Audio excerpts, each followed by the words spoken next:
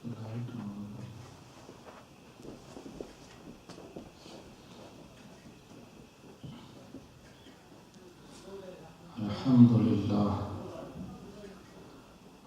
لله رب العالمين والعاقبة للمتقين والصلاة والسلام على سيد المرسلين وعلى آله وأصحابه وأزواجه أجمعين. أما بعد فأعوذ بالله من الشيطان الرجيم. بسم الله الرحمن الرحيم. شهر رمضان الذي أنزل فيه القرآن. قال رسول الله صلى الله عليه وآله وسلم: يا أيها الناس قد أظلكم شهر عظيم شهر مبارك. صدق الله مولانا العظيم وصدق رسوله النبي الكريم ونحن على ذلك لمن الشاهدين والشاكرين والحمد لله رب العالمين.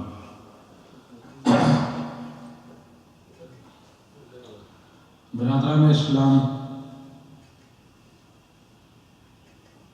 پچھلے جمعۃ المبارک پر استقبال رمضان کے حوالہ سے میں نے معروضات پیش کی تھی. نبی رحمت صلی اللہ علیہ وآلہ وسلم کا طریقہ، آپ کی سنت بتائی تھی کہ رمضان کا خوشی کے ساتھ استقبال کرنا، پہلے سے اس کی آمد کا انتظار شروع کر دینا، دل کے اندر شوق اور جذبات رمضان کے حوالے سے پالنا، یہ نبی کریم صلی اللہ علیہ وآلہ وسلم کی سنت ہے. اور جب رمضان آ جائے تو اپنے مسلمان بھائیوں کو مبارکباد دینا، خوشی کے پیغامات بھیجنا، یہ بھی نبی رحمت صلی اللہ علیہ وآلہ وسلم، صحابہ کرام اور مدینہ کے ماحول کی، وہاں کے رہنے والے لوگوں کی ایک روایت ہے. مسلمانوں کو اسے زندہ رکھنا چاہیے. اسی میں ہماری دنیاوی فلاح بھی ہے اور اخروی کامیابی بھی ہے. نبی کریم صلی اللہ علیہ وآلہ وسلم رجب سے ہی رمضان کی تیاری شروع کر دیتے تھے، اور پھر جب رمضان قریب آ جاتا، مہمان جب پہنچ جاتا، تو جیسے ہمارے ہاں روایت ہے کہ جب کوئی مہمان آتا ہے ایئرپورٹ پر، دور سے اسے ریسیو کرتے ہیں، کسی پنڈال میں لے کے آتے ہیں، پھر علاقہ کی جو معزز شخصیت ہوتی ہے وہ اسے ویلکم کہتی ہے، خطبہ استقبالیہ پیش کیا جاتا ہے. بالکل اسی طرح نبی رحمت صلی اللہ علیہ وآلہ وسلم 29 شعبان کو، شعبان کے آخری دن، صحابہ کرام کو جمع کر کے ایک جلسہ میں، ایک اجتماع میں، ایک پنڈال میں رمضان المبارک کو ویلکم کہتے. وہی خطبہ جو احادیث کی کتابوں میں روایت ہوا ہے، نبی کریم صلی اللہ علیہ وآلہ وسلم کا خطبہ، وہ آپ کی خدمت میں پیش کرنا ہے. حضرت سلمان فارسی رضی اللہ تعالی عنہ روایت کرتے ہیں کہ شعبان کا آخری دن تھا. نبی کریم صلی اللہ علیہ وآلہ وسلم منبر پر جلوہ افروز ہوئے، ہمیں مخاطب فرمایا، اور آپ نے ارشاد فرمایا: یا ایھا الناس، اے لوگو، یا ایھا الذین آمنوا نہیں کہا اے ایمان والو، بلکہ کہا اے لوگو۔ مطلب یہ ہے کہ رمضان کا یہ پیغام صرف مسلمانوں کے لیے نہیں ہے بلکہ تمام انسانیت کے لیے ہے۔ یہ ایک عالمی پیغام ہے۔ رمضان کا فیضان اور رمضان کی رحمتیں، رمضان کی سلامتی صرف امت مسلمہ تک محدود نہیں رہتی بلکہ تمام انسانیت، تمام مخلوق اس سے فیض یاب ہوتی ہے۔ قد اظلکم شہر عظیم، اے لوگو ایک عظیم مہینہ تم پر سایہ کرنے والا ہے، اپنی رحمتوں کے پر پھیلانے والا ہے۔ شہر مبارکن، وہ مہینہ بڑا برکتوں والا ہے، بڑا رحمتوں والا ہے۔ شہر فیہ لیلۃ خیر من الف شہر، وہ ایسا مہینہ ہے کہ اس کی ایک رات 1000 مہینوں سے بہتر ہے۔ جس کی ایک رات 1000 مہینوں سے بہتر ہے، وہ مہینہ کیسا ہوگا؟ وہ رات لیلۃ القدر کی رات ہے۔ پھر آپ نے بتایا کہ وہ مہینہ جب آتا ہے تو اپنا فیضان کس طرح بانٹتا ہے، لوگ اس سے کس طرح مستفید ہوتے ہیں۔ فرمایا اگر کوئی ایک نفلی نیکی کرے تو اسے فرض کے برابر ثواب نصیب ہوتا ہے۔ نفل اور فرض کے ثواب میں بڑا فرق ہے، اتنا فرق ہے کہ آپ اندازہ نہیں لگا سکتے۔ آج کل یہ ہماری بدقسمتی ہے کہ ہم نوافل کی طرف زیادہ رجوع کرتے ہیں۔ نماز تسبیح ہو رہی ہے، دوڑیں گے لوگ، جمعہ کے لیے نہیں، 5 وقتی نماز کے لیے نہیں۔ اسی طرح نفلی دیگیں دیں گے، دعوتیں کریں گے، ختم درود کے پروگرام ہوں گے، لیکن زکوٰۃ دیتے ہوئے ہاتھ کانپیں گے۔ نبی کریم صلی اللہ علیہ وآلہ وسلم فرما رہے ہیں کہ فرض اور نفل کا فرق سمجھو۔ فرض بہت بلند ہے، بہت اہم ہے، اس کا ثواب بہت زیادہ ہے، اور یہ رمضان کی برکت ہے کہ رمضان میں نفلی عبادت کا ثواب بھی فرض کے برابر ہوتا ہے۔ فرض اور نفل میں کتنا فرق ہے، علماء نے مثال کے ذریعے سمجھایا ہے۔ کہتے ہیں کہ اگر زکوٰۃ کا 1 پاؤنڈ ادا نہ کیا جائے، زکوٰۃ کا 1 پاؤنڈ ادا نہ کیا جائے، اس کے بدلے میں کروڑوں صدقہ و خیرات کر دیے جائے، نفلی صدقہ، تو فرمایا اس 1 پاؤنڈ کے برابر نہیں ہو سکتے، اس کا ازالہ نہیں کر سکتے۔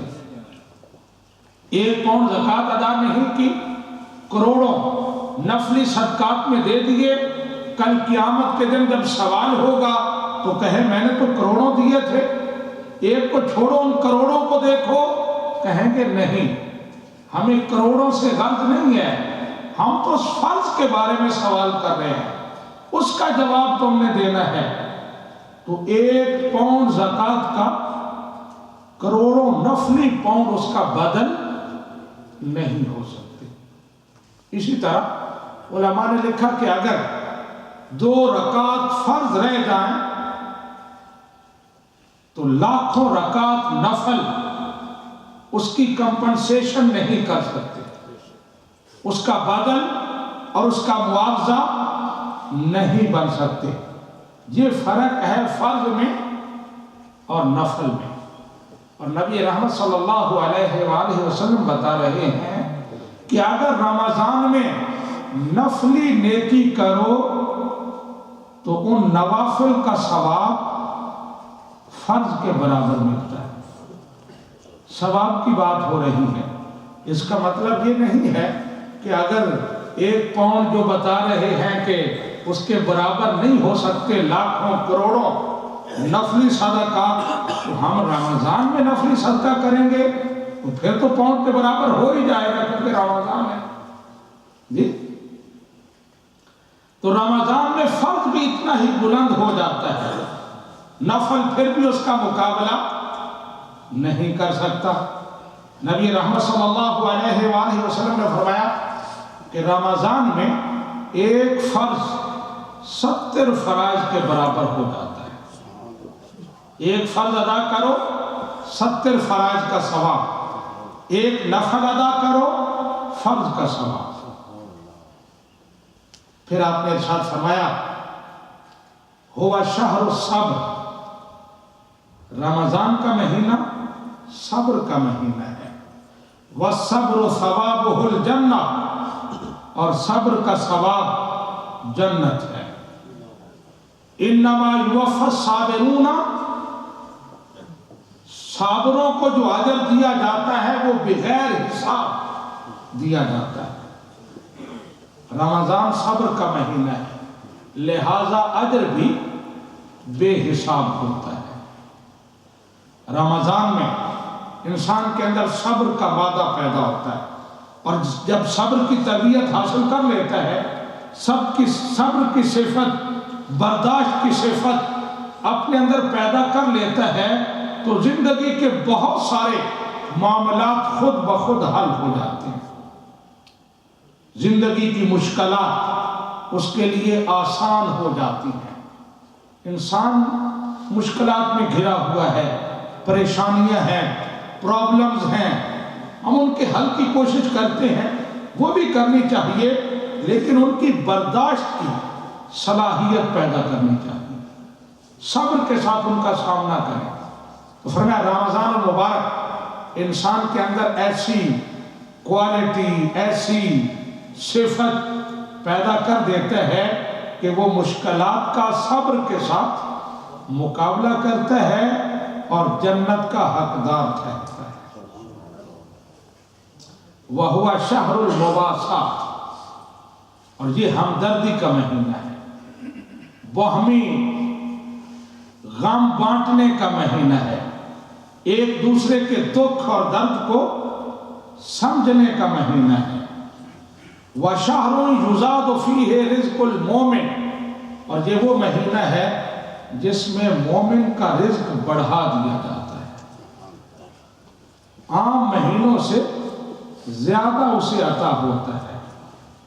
میں نے پچھلے جمعہ پر بات کی تھی کہ ہم زیادہ رمضان میں کھانے پینے کے سامان جمع کر لیتے ہیں، تو ہو سکتا ہے آپ کے ذہن میں یہ سوال پیدا ہو، جب خدا رزق بڑھا دیتا ہے رمضان میں تو اس کی کوئی لاجک تو ہے نا، کیوں بڑھاتا ہے؟ کہ زیادہ کھانا ہے، بڑھانے کا مطلب یہی ہے کہ کھلا کھاؤ۔ لیکن بات سمجھنے والی ہے، یزاد فیہ رزق المومن، رمضان میں مومن کا رزق بڑھا دیا جاتا ہے۔ رزق سے مراد صرف کھانے پینے کی چیزیں نہیں ہیں، صرف پاؤنڈز اور ڈالرز نہیں ہیں، یہ جو نیکی کی توفیق ملتی ہے، یہ جو ہم نماز پڑھتے ہیں، ذکر اذکار کرتے ہیں، یہ بھی رزق ہی کی ایک قسم ہے۔ اللہ تعالیٰ اپنے بندوں کو جو کچھ عطا فرماتا ہے وہ رزق ہے، اولاد رزق ہے، معاشی چیزیں رزق ہیں۔ اس طرح نیکی کی توفیق، نوافل کی ہمت، قیام کی توفیق، یہ بھی اللہ تبارک و تعالیٰ کا رزق ہے۔ رمضان میں ہمیں روحانی رزق کی طرف زیادہ توجہ دینی چاہیے، اپنے روح کو روحانی رزق فراہم کریں۔ یہی مطلب ہے کہ رمضان میں بندہ مومن کے لیے ثواب بڑھا دیا جاتا ہے، اس کے اندر ہمت اور حوصلہ بڑھا دیا جاتا ہے، وہ زیادہ قیام کرتا ہے، زیادہ عبادات کرتا ہے، زیادہ تلاوت کلام پاک کرتا ہے، اللہ تبارک و تعالیٰ کو راضی کرنے کی زیادہ کوشش کرتا ہے۔ نبی کریم صلی اللہ علیہ وآلہ وسلم نے آگے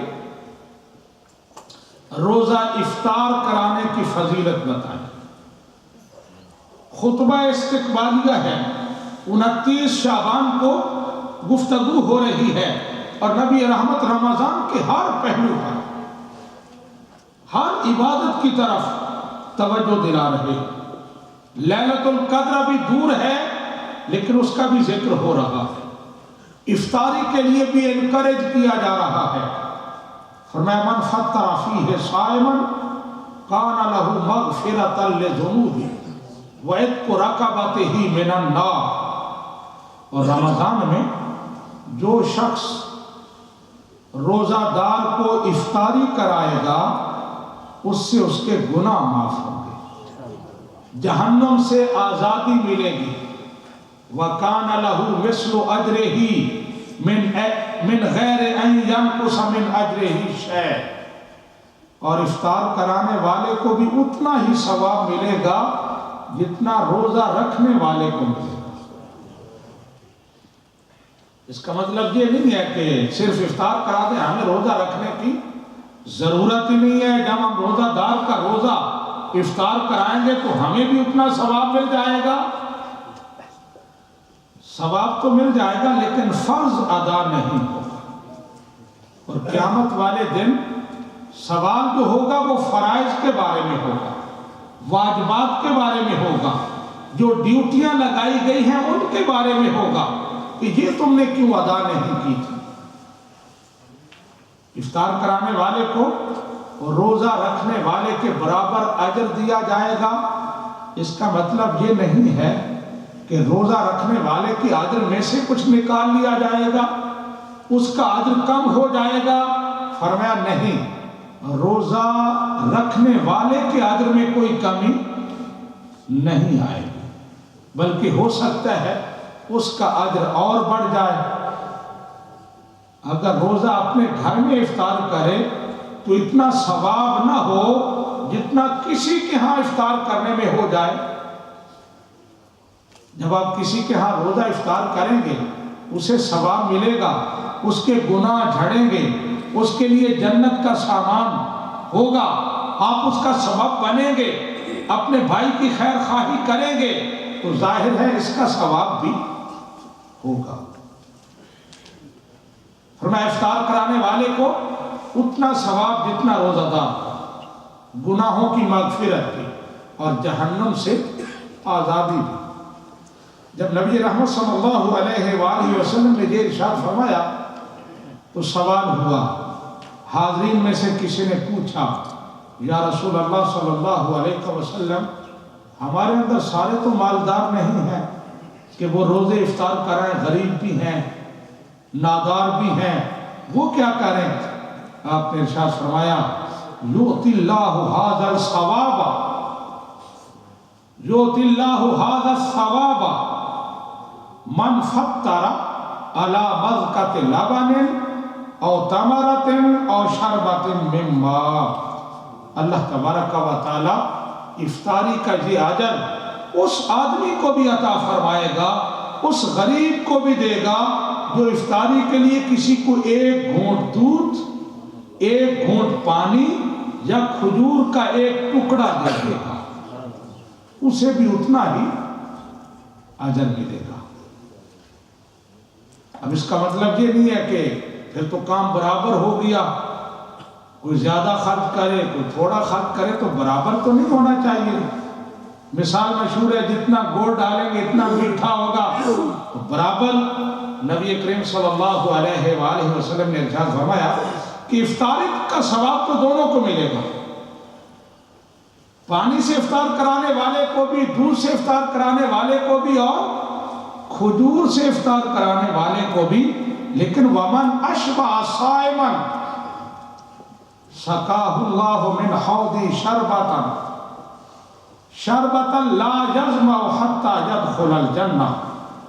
لیکن جو روزہ دار کو پیٹ بھر کر کھانا کھلائے گا، اللہ تبارک و تعالیٰ اسے میرے حوض کوثر میں سے ایسا جام پلائے گا، ایسا شربت پلائے گا کہ پھر اسے پیاس نہیں لگے،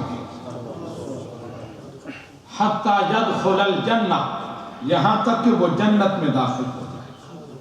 تو یہ اضافی ثواب ہے اس کے لیے جو روزہ افطار کراتا ہے اور پھر پیٹ بھر کر روزہ دار کو کھلاتا ہے، اس کی مہمان نوازی کرتا ہے۔ آخر میں نبی کریم صلی اللہ علیہ وآلہ وسلم نے ایک اور نصیحت ہمیں فرمائی، اور یہ نصیحت خاص ہے ان لوگوں کے لیے جو کاروباری طبقہ سے تعلق رکھتے ہیں، مالدار ہیں، ان کے ہاں کئی لوگ کام کرتے ہیں۔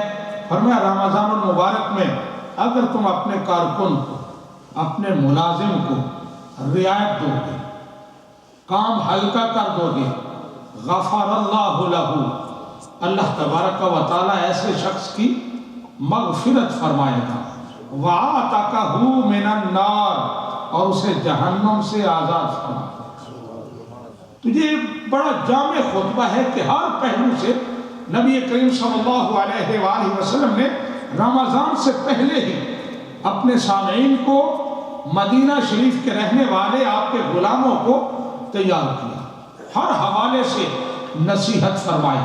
تو یاد دہانی کے لیے میں نے بھی عرض کیا ہے، کوشش کریں اللہ تبارک و تعالی ہمیں ہمت عطا فرمائے کہ ہم ان نصیحتوں پر عمل کر سکیں اور رمضان المبارک سے زیادہ استفادہ کر سکیں۔ وما علینا الا البلاغ۔